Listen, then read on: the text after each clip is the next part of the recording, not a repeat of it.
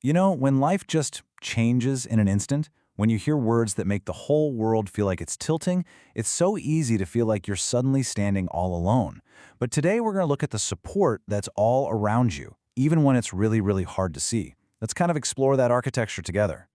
There's this moment after you get a diagnosis. It's quiet, it's surreal, and this one simple, heavy thought just lands. This is real. It's a feeling that's so profound, so personal, and yeah, often so isolating. And this is the most important truth to hold on to, even if it feels a million miles away right now. You are not alone in this moment, and you're not going to be alone in whatever comes next. There's this whole architecture of support just waiting. So let's take a look at what that actually is. So the first layer, right? It's the people right there with you, your family, your closest friends, your partner. And I get it. Your first instinct might be to protect them, to not be a burden. But that connection, that's what matters more than anything right now. And it's so important to remember that support from the people who love us most, well, it can be kind of imperfect. They might stumble over their words, they might say the completely wrong thing, but underneath all that is just this powerful need to show up for you. Their presence, even a clumsy one, is the very foundation of this whole support structure. Okay, so let's move out to the next layer and see how this thing builds, because beyond your immediate circle, there are these more structured networks, the teams and the communities that are literally designed to help you navigate what's coming. Now, this extended network, it really breaks down into two key parts. On one side, you've got your medical team, your doctors, therapists, social workers. Their job is to give you that clinical expertise, the practical tools. But then on the other side, you've got the patient community, and their role is completely different, but it's just as vital. The power here really is in that shared experience, connecting with people who just get it, Without you having to spell out the physical exhaustion or the emotional roller coaster, it's just incredibly validating. It's a space where you don't have to justify how you feel. You're just understood. So we've talked about where support comes from, but there's this whole other side to the coin, the act of actually receiving it.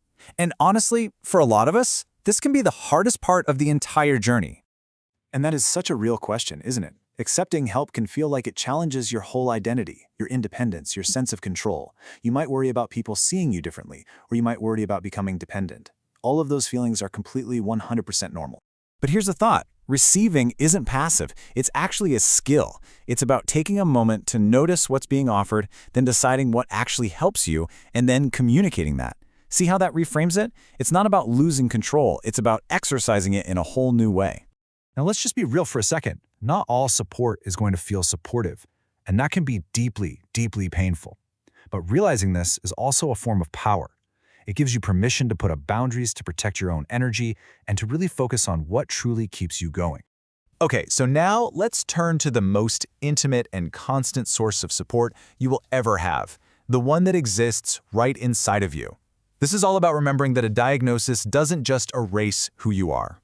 And look, inner support isn't about forcing yourself to be positive or strong all the time. Not at all. It's the quiet, steady act of making space for yourself. It's letting yourself feel everything, the good, the bad, the ugly, without judgment, and holding on tight to the parts of you, like your sense of humor or your values, that are never going to change.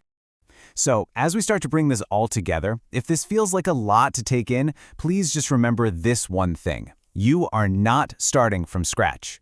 This whole architecture of support, from the people you love, from your medical teams, from communities, and from deep within yourself, it's already there. The work isn't really in building it from the ground up, but in just learning to see it and then deciding for yourself how you want to let it in. You don't have to do it all at once. Seriously, maybe today it's just reaching out to one single person, or just thinking of one question to ask at your next appointment. Or maybe it's just taking one quiet breath and allowing yourself to be exactly where you are. Because in the end, with all the layers and systems and relationships, the most fundamental truth is just this: you are still here. And all of this support, it's just here to surround the incredible person you have always been.